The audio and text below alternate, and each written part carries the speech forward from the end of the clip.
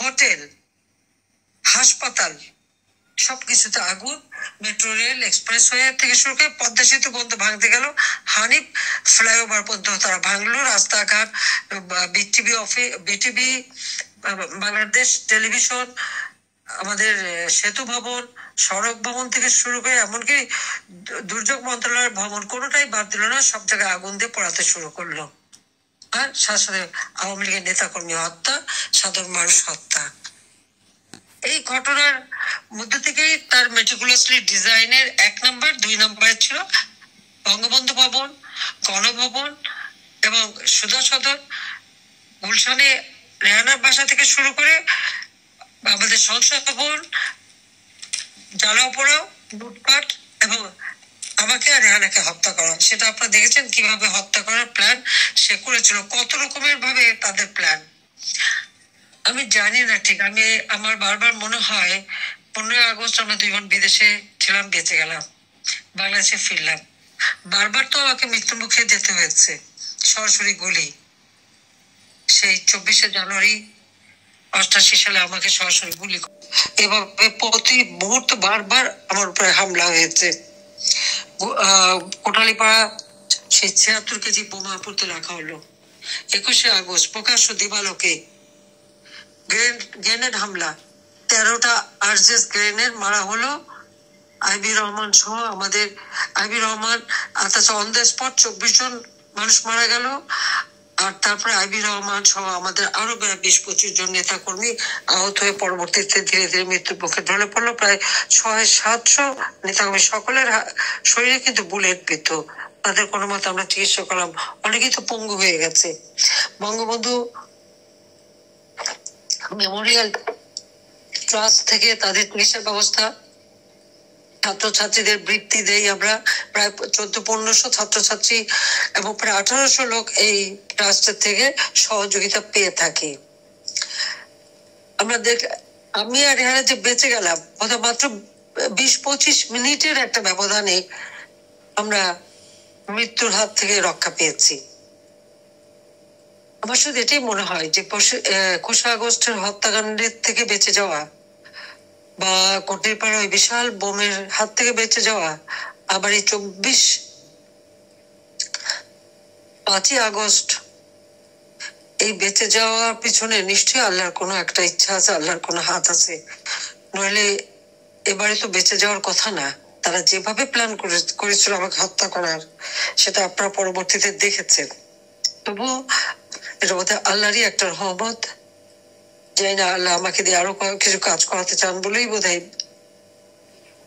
আমি এখনো বেঁচে আছি। যদিও আমার কষ্ট হচ্ছে, আমি আমার দেশ ছাড়া, ঘর ছাড়া সবকিছু জ্বালিয়ে পড়ে দিয়েছে। 32 নম্বর বাড়িটা পর্যন্ত জ্বালিয়ে দিল। আমরা 2 বন্ধুটা ব্যবহার করি নাই, আমরা তো এই সম্পত্তি আমাদের নিজেদের জন্য ব্যবহার করিনি। ওই বাড়ি থেকে 6 দফা আন্দোলন, ওই বাড়ি থেকে স্বাধীনতার ঘোষণা দিয়েছেন জাতিপিতা, আর ওই বাড়িতেই তো আমার বাবা মা সব জীবন দিয়েছেন, তাদের রক্তের দাগ। আমরা বঙ্গবন্ধুর স্মৃতি জাদুঘর করে দিয়েছি। কত দেশি বিদেশি নেতারা ওই ভাষায় ওই ভবনটা তারা ভিজিট করেছেন, কত মতামত মন্তব্য লিখেছেন। সেই স্মৃতিটুকু তারা জ্বালিয়ে পুড়ে শেষ করে দিল। যে স্মৃতিটুকু নিয়ে শুধু আমরা বেঁচে ছিলাম 2 বোন, সেটুকু রাখলো না। আমাদের অন্যায়টা কি?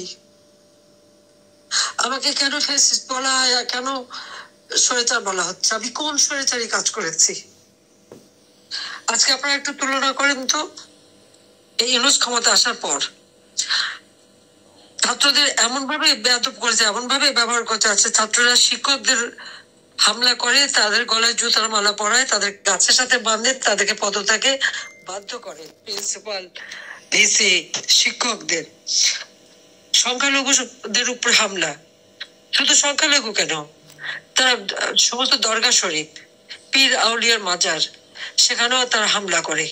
সেখানে হামলা করছে, মসজিদ টসজিদ সব ভাঙছে, পাশাপাশি গির্জা, একটা গির্জা ভেঙেছে, খ্রিস্টানদের উপর হামলা, হিন্দুদের উপর হামলা, বাড়ি বাড়ি হামলা করে তাদের মেয়েদের উপরে অত্যাচার, তাদের সমস্ত লুটপাট করে নিয়ে আগুন জ্বালিয়ে দিচ্ছে, ব্যবসা প্রতিষ্ঠান ধ্বংস করছে।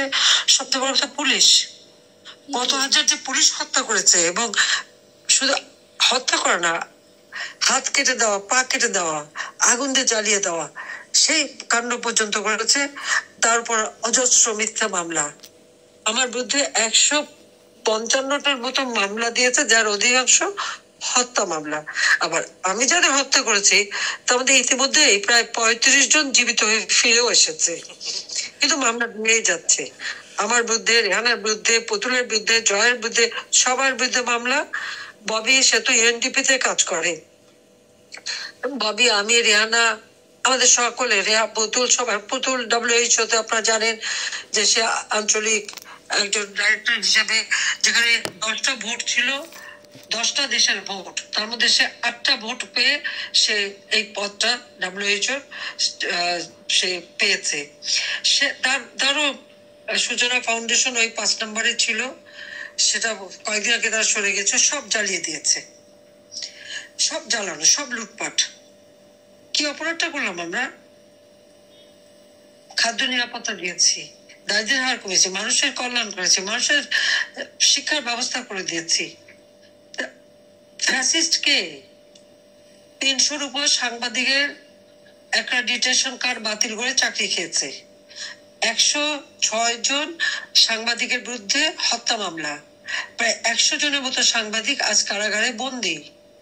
আওয়ামী লীগের নেতা কর্মীরা বন্দী, আওয়ামী লীগের প্রত্যেকটা নেতা কর্মী, একেবারে মানে রাজধানী ঢাকা থেকে নিয়ে শুরু করে উপজেলা পর্যায় পর্যন্ত, ইউনিয়ন পর্যায় পর্যন্ত বাড়ি ঘরে আগুন দেওয়া, ব্যবসা প্রতিষ্ঠান সব ধ্বংস করা, এমনকি সংসদ ভবনে যে হামলা, সংসদ কক্ষে যে এই ছাত্র নামধারীরা ওখানে বসে সিগারেট খাচ্ছে,